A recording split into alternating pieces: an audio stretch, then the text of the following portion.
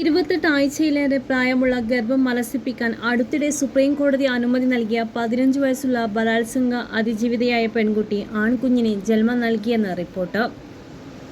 പെൺകുട്ടി ന്യൂഡൽഹിയിലെ എയിംസിൽ ശനിയാഴ്ച പ്രസവിച്ചതായി ഒരു ദേശീയ മാധ്യമമാണ് റിപ്പോർട്ട് ചെയ്തത്. കുഞ്ഞ് എയിംസ് നിരീക്ഷണത്തിലാണെന്നും മാതാപിതാക്കളുടെ ആവശ്യപ്രകാരം പെൺകുട്ടിയെ ഡിസ്ചാർജ് ചെയ്തതെന്നും ആശുപത്രി അധികൃതർ അറിയിച്ചു.